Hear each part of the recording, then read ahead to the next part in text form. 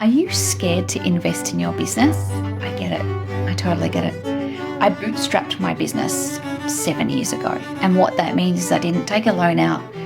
I didn't have investors. It was little old me using my savings to start my business, which meant at the beginning, things were really tight. I had a rule with myself that I would not spend money until I made money.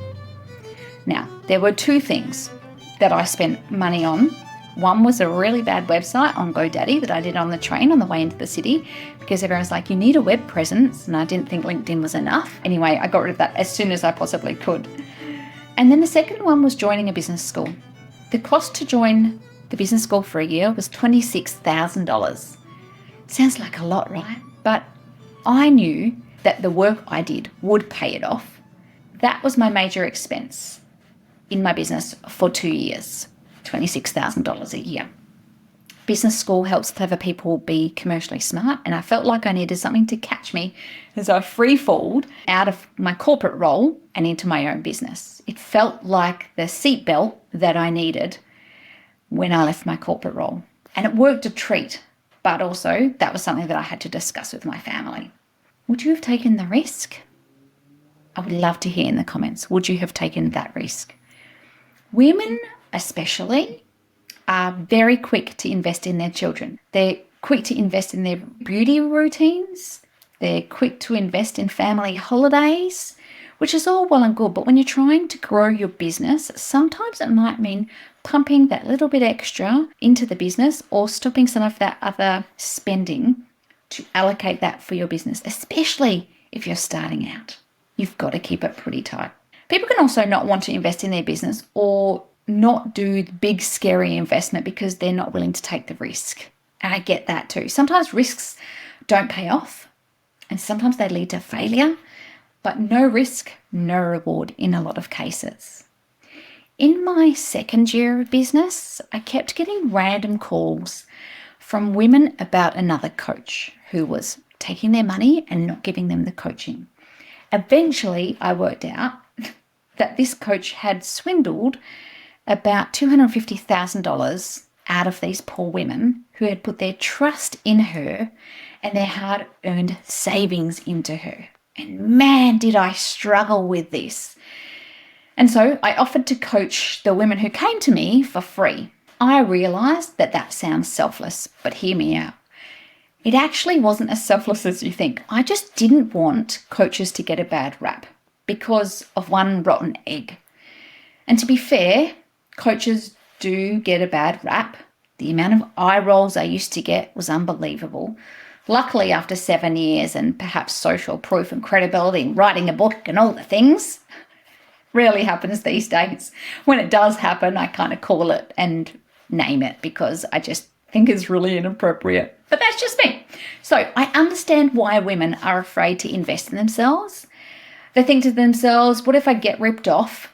I get that. What happens if it doesn't work out? Yep. What happens if my coach is not aligned to me? My question to you is, what happens if it works out?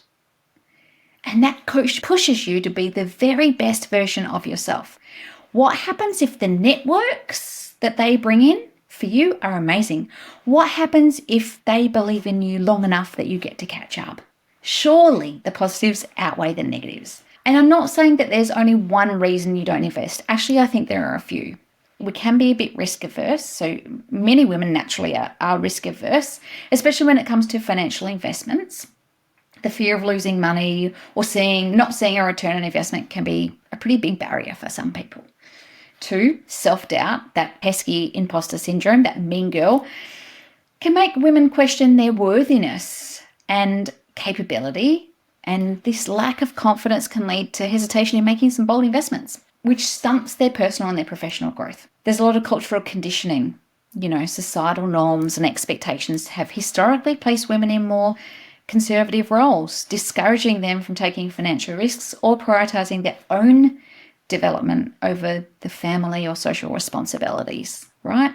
I am so very blessed to be married to a man who allows me to be me. And I have always and will always be the main breadwinner, and perhaps that motivates me as well. We have a lack of role models. The scarcity of visible Female entrepreneurs and leaders can make it really hard for women to envisage themselves succeeding in similar roles. Without relatable examples, the path looks uncertain. I get that as well.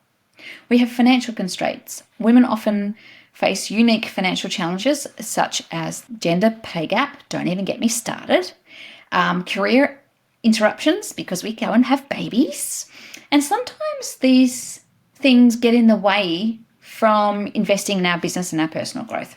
We have this funny thing, I don't know if you know it, but it's called fear of failure. The fear of failure and the potential public scrutiny that comes with it can feel paralyzing to some women. Some women feel like they have more to prove and less room for error, which can deter them from taking any risks. I figure everyone's looking out for themselves. No one's watching me, so who cares? That's just me. A support system.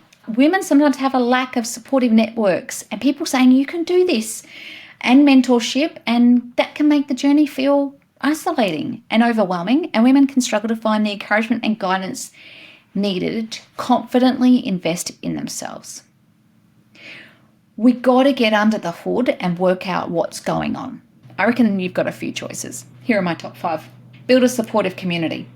When I went out into business on my own, I had my business school community, but I didn't have a women in business community. I couldn't find one that I loved, so I just created one. It was called Lunch with the Queen. It was awesome. It was just a play on my name. And I invited 10 cool women that I wanted to meet in real life to lunch. It was amazing. Engaging with women-centric business groups, mentoring groups, networking events to connect with like-minded individuals, women who are in the same kind of place as you. This is why our Thriving Women program is so popular. A truly supportive group of amazing women doing incredible things. By the way, we've just released tickets to Day with the Queen. It's our signature networking event in Melbourne. It's on September 6th this year. Tickets are very limited, but if you want a safe space to network, come along.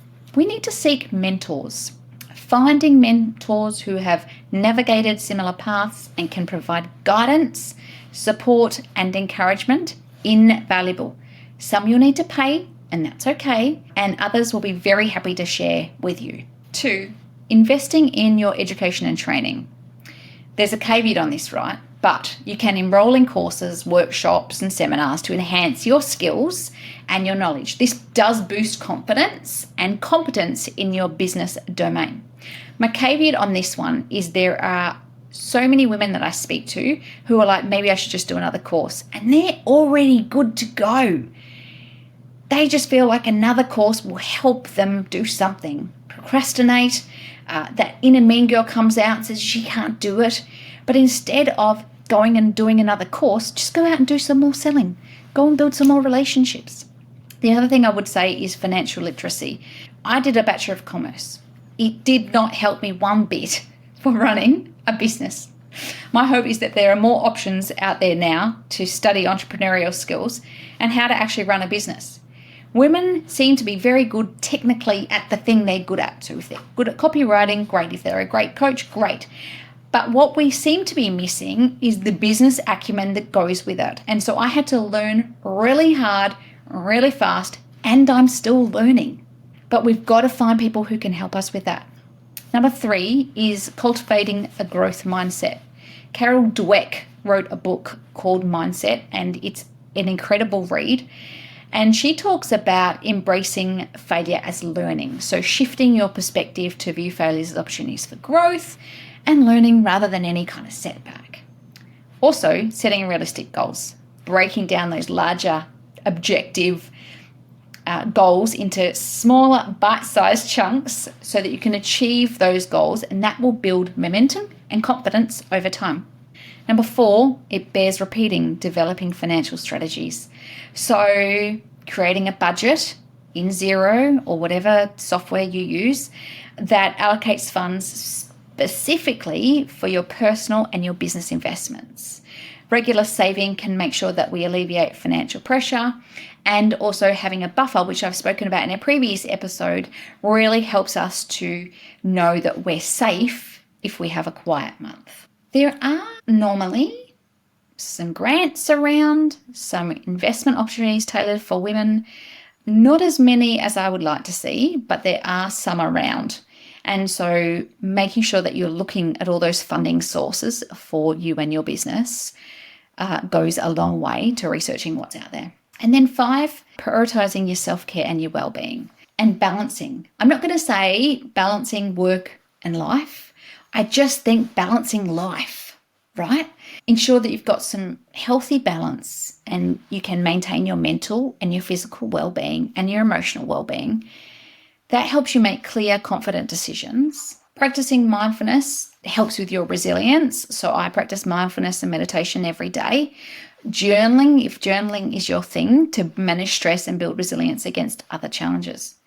They're just kind of 5 things that you can do. I hope some of those tips have been super helpful, and I would love to hear how you go with any of them. Pick one, try one, ditch it if it doesn't work, although give it long enough to work, but ditch it if it doesn't work. And if it does work, let us know. I'd love to hear.